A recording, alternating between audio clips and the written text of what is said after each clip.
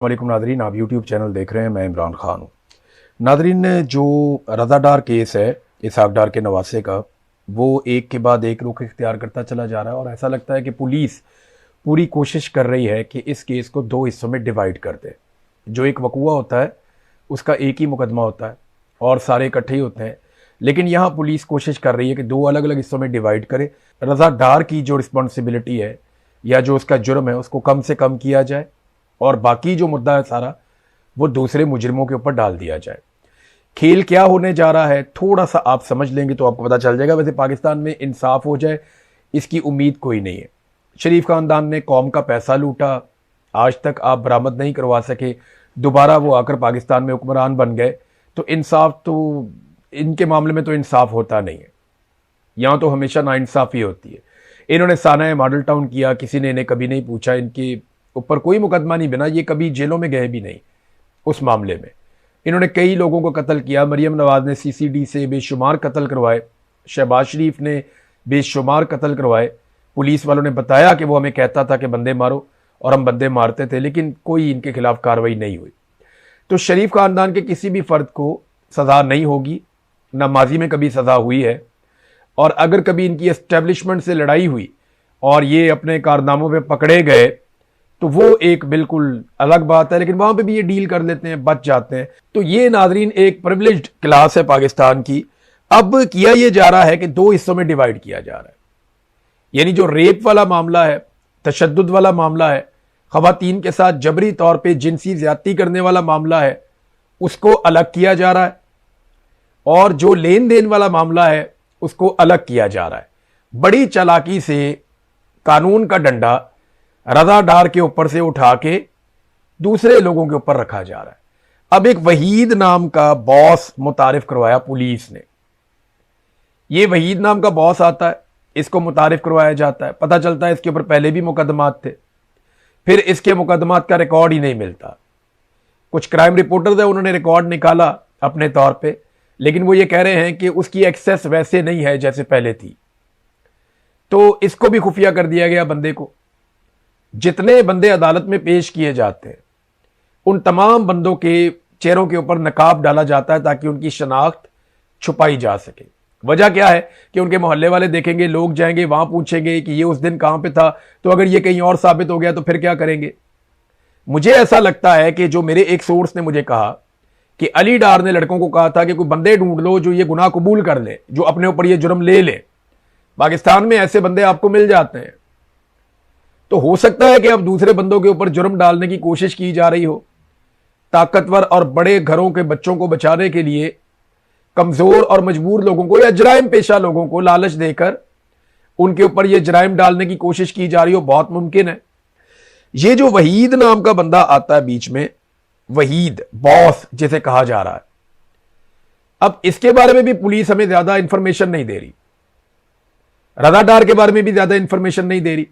पहले वहीद की बात करते हैं। ये वहीद है कौन? इसके ऊपर माजी में मुकदमात थे और ये वहीद वो आदमी है जो इंसानी अज़ा की खरीदो फरोख्त का गैर कानूनी काम भी करता रहा है।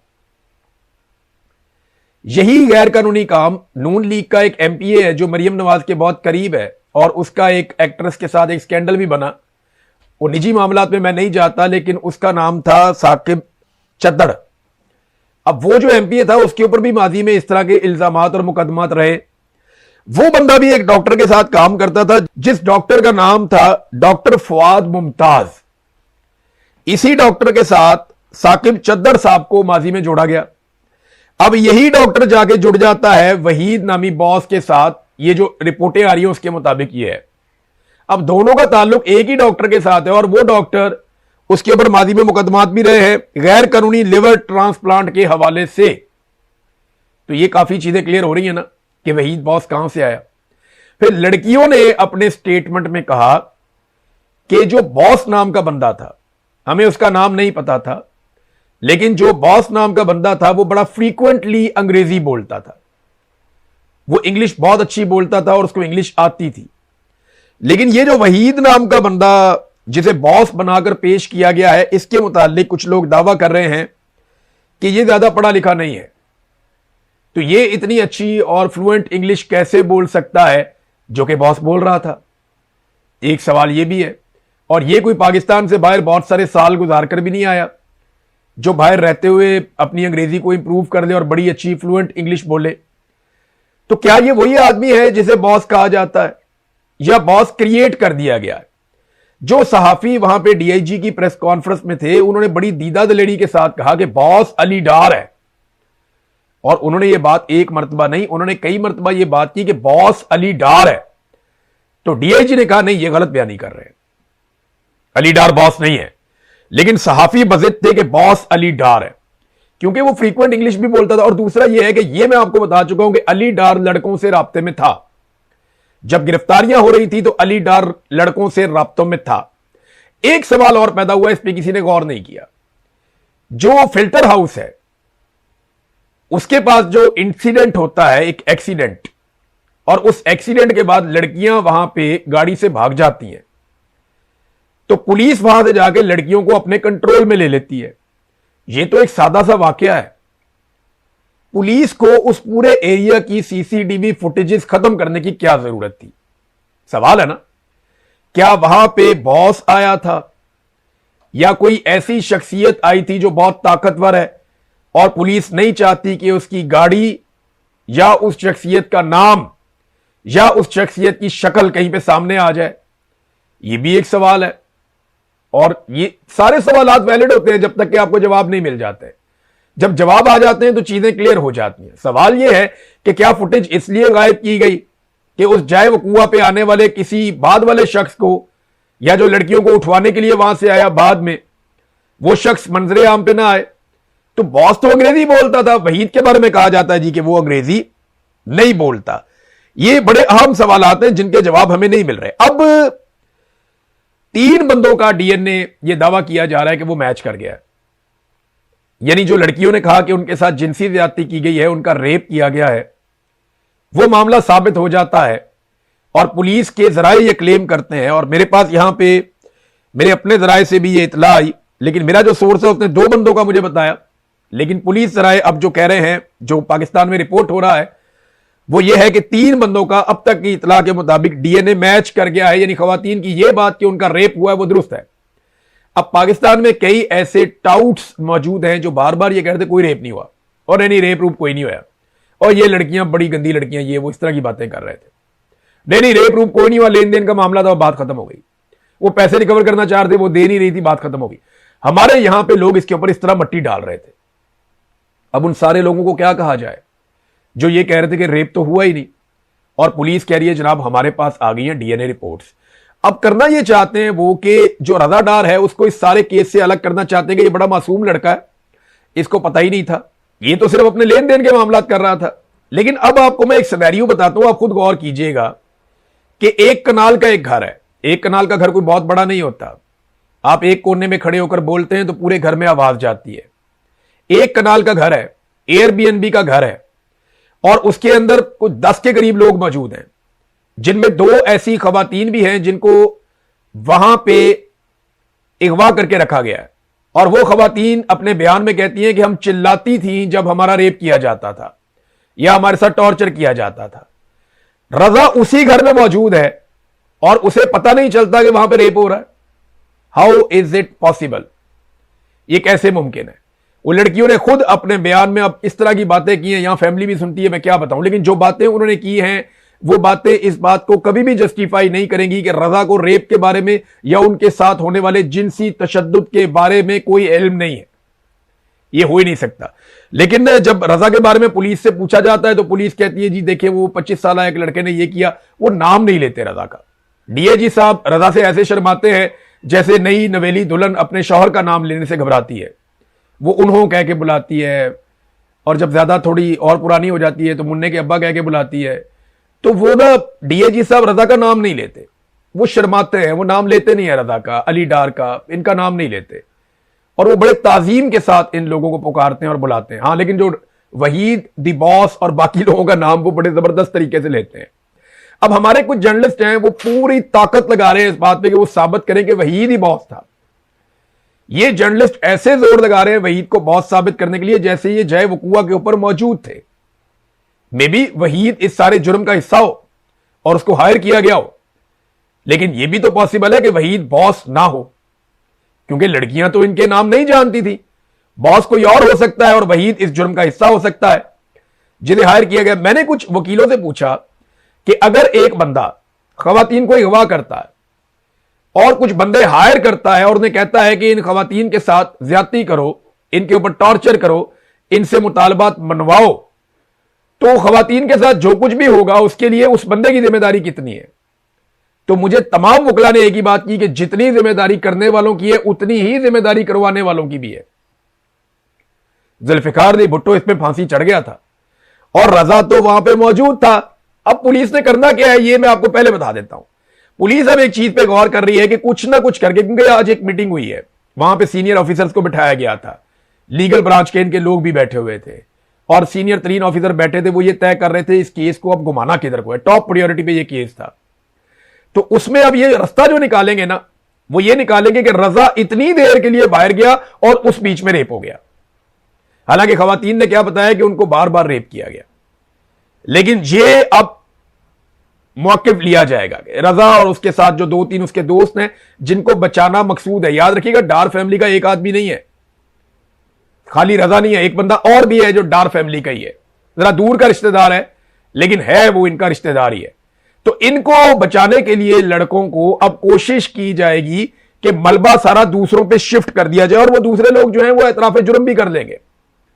यहां ये बहुत सिंपल है, लेकिन क्योंकि ये उस जुर्म के बुनियादी मुजरिम हैं तो ये बाहर नहीं आ सकते। इनको भी इगवा बराए तावान के जुर्म में भी उम्र कैद हो सकती है। देखना, एक ट्वीट करने पे ईमान मजारी को 17 साल सजा हो गई, तो इगवा बराए तावान करने पर, और वो भी गैर मुल्की खवातीन का, और फिर उनके साथ रेप भी हुआ और जिनसी ज्यादती भी हुई और उनके साथ बड़ा जुल्म किया गया, टॉर्चर भी किया गया, तो ऐसे जुर्म के ऊपर तो 34 साल सजा तो बनती है रजा डार की, या नहीं होगी? अब अगर आपको लगता है पाकिस्तान में सजा हो जाएगी ना, तो आप थोड़े से सादे आदमी हैं। पाकिस्तान में इनको सजा नहीं होगी, लेकिन हमें आवाज जरूर उठानी चाहिए और सबको जोर लगाना चाहिए ताकि मरियम नवाज साहिबा अपनी मनमानी करने में उतनी कामयाब ना हो। वैसे अली डार को जो सॉफ्ट इमेजिंग के लिए लॉन्च किया गया ना, कोशिश की जा रही है, वो ये है कि नवाज शरीफ और मरियम नवाज ये चाहते हैं कि वजारत आला और वजारत उज़्मा दोनों उनके अपने घर में रहे। मरियम नवाज ख्वाब देख रही है कि वो आने वाले दिनों में बगैर वोटों की वजीर आजम बन जाएगी। ऐसे ही आसिम मुनीर साहब जैसे शहबाज शरीफ को वजीर आजम बना दिया, मरियम को भी वजीर आजम बना देंगे। और नीचे जो है वजीर आला, वो चाहते हैं कि हमजा शहबाज की जगह अली डार को बना दिया जाए ताकि सारा कंट्रोल नवाज शरीफ के हाथ में रहे और नवाज शरीफ के घर में रहे। यह कंट्रोल शहबाज शरीफ के घर में नहीं जाना चाहिए। तो शहबाज शरीफ भी इस पे हैप्पी बर्थडे टू यू तो नहीं कहेंगे, ये आपस में लड़ते रहेंगे, अवाम इनको वोट भी नहीं डालेंगे। आप ये देखिएगा, जब भी सही इलेक्शन होगा ना, इनके पूरे खानदान में कोई एमएनए एमपीए भी नहीं बनने के काबिल होगा, जो इनके हालात हो चुके हैं। नाज़रीन, अब कुछ लोग ये बात कर रहे हैं कि क्योंकि रजा डार एक नौजवान है तो उसके जुर्म को आप इसहाक डार से नहीं जोड़ सकते। वाह वाह, माजी में इन्हीं लोगों ने इमरान खान की साबका सास यानी साबका बीवी के वालदा की सहेली की करप्शन पे इमरान खान साहब को बाकायदा गुनाहगार ठहराया है। मदीना में लोगों ने बदतमीजी की वुज़रा के साथ, यहां इमरान खान पे शेख रशीद पे मुकदमे हो गए। उस वक्त के वजीर दाखिला राणा सनाउल्लाह ने कहा कि हम तो इमरान खान को इसमें गिरफ्तार कर सकते हैं। इमरान खान की पार्टी का कोई दूर दराज का वर्कर कोई ट्वीट कर देना तो रिस्पॉन्सिबल इमरान खान होता है। कोई बंदा कहीं एहतजाज कर दे, कोई बात कर दे, जिम्मेदारी इमरान खान की होती है। हफीजुल्लाह नियाज़ी साहब का बेटा एक हरकत कर दे, अगर अच्छा काम करे तो वो हफीजुल्लाह नियाज़ी का बेटा है, अगर बुरा काम करे तो इमरान खान का भांजा है। तो इमरान खान के लिए क्राइटेरिया बहुत सख्त है पाकिस्तान में। लेकिन जब बात आती है डार खानदान की या शरीफ खानदान की, तो वहां क्राइटेरिया बड़ा नरम है कि यार कैसे हो सकता है कि जिम्मेदार हो एक नाना अपने नवासे का। भाई, आपने जो इख्तियार दिया हुआ है इन सारों को, वो दंदनाते फिर रहे हैं, आपके खानदान के लोग हैं, आपके दफ्तर को इस्तेमाल कर रहे हैं। मुबैना तौर पे डार साहब के दफ्तर को इस्तेमाल करके ये वीजे हासिल किए गए थे। ये प्रोटोकॉल सरकार की तरफ से हासिल किया गया था, वरना यहां पे हर कोई बंदूक लेके तो नहीं घूम सकता। पंजाब में हर कोई तो डाला कल्चर, बंदूक कल्चर, ये तो कहते हैं हमने खत्म कर दिया। तो ये बच्चे कैसे सारा कुछ एंजॉय कर रहे हैं? भाई ऐसे ही कर रहे हैं ना कि इनको खुली छूट दी गई है, इसके अलावा कुछ नहीं है। चले मैं आपको एक और एग्जांपल देता हूं। ये जरा आप एक केस देखें। ये केस है पाकिस्तान तहरीक इंसाफ के एक वर्कर का, जहां पे रजा डार के लिए निजाम इंसाफ अपने आप को नंगा कर रहा है ना, वहां आप ये देखें। ये एक नौजवान है जिसका ताल्लुक पाकिस्तान तहरीक इंसाफ से था और गुजरात से इसका ताल्लुक था। नाम है ज़ीशान गुल सेठी। ये आज से 1.5 साल कबल फौत हो चुके हैं। ज़ीशान गुल सेठी साहब आज से 1.5 साल कबल फौत हो चुके हैं और इनकी वफात के 1.5 साल बाद आज अदालत ने दीगर कारकुनान समेत इन्हें बेगुनाह करार देके बाइज्जत बरी कर दिया। यानी अब वो बंदा इस दुनिया में नहीं है तो अदालत ने कहा कि बाइज्जत बरी। तो भाई इससे पहले उसकी जिंदगी को अजाब क्यों बनाया था? देखें, ये इंसाफ करने का तरीका है। पाकिस्तान तहरीक इंसाफ का एक ऐसा लड़का जिसके कोई फॉलोअर्स भी नहीं है, वो पता नहीं कहां रहता है, उसका ट्वीट उठा के जनरल बाजवा ने भिजवा दिया पीटीआई की क़यादत को और उन्हें धमकी लगाई और उन्हें कहा कि मैं मार्शल लॉ लगा दूंगा, ये देखो तुम लोग क्या कर रहे हो। उन्होंने कहा जी हम इसको जानते नहीं, कौन है बच्चा है, कहां रहता है, किसका है, हम क्या जाने इसको, और नहीं ये इमरान खान ने किया है। यार खुदा का नाम ले, उधर उठा के हर चीज इमरान खान पे डाल देते हैं, इधर ये सच के सवित्रे बन जाते हैं कि जनाब ये तो फलाने बच्चे ने किया है, तो डार का इसके साथ क्या ताल्लुक है। ये देखे ना बेहिसी आप। ज़ीशान सेठी कैंसर का मरीज था, ये 2 साल तक अदालतों के चक्कर लगाता रहा, अदालतों ने इसको इंसाफ नहीं दिया। अब वो इस दुनिया से चला गया तो अब उसे कह दिया जनाब कि ये बाइज्जत बरी है और इसने कोई जुर्म नहीं किया था। ईमान मजारी और हादी अली चट्टा, मैंने अभी बात भी की, उनका केस अब सुप्रीम कोर्ट ऑफ पाकिस्तान में गया हुआ है। सुप्रीम कोर्ट ने बजाय इंसाफ देने की उनको तारीख दे दी। आप अंदाजा करें, यहां वुकला, और वो वुकला जो गरीबों के मुफ्त केस लड़ते थे। ईमान मजारी ने हर पिसे हुए तबके की, हर गरीब आदमी की नुमाइंदगी की और बगैर पैसे लेकर नुमाइंदगी की। वो अपनी शानदार जिंदगी गुजार सकती थी, लेकिन उसने कहा नहीं, मैं गरीबों के लिए, कमजोरों के लिए, बेबसों के लिए, मजबूरों के लिए, मजलूमों के लिए मैं आवाज उठाऊंगी। और ये आवाज उठाते उठाते वो जेल की सुलाखों के पीछे चली गई। इस सिस्टम में कोई एक आदमी ऐसा नहीं है जो इतनी अजमत रखता हो और इतनी कोशिश करता हो जितनी उस एक निहत्ती लड़की ने कोशिश की है। मारंग बलोच की टक्कर का एक आदमी नहीं है पाकिस्तान के पूरे सिस्टम के अंदर जिसके हाथ में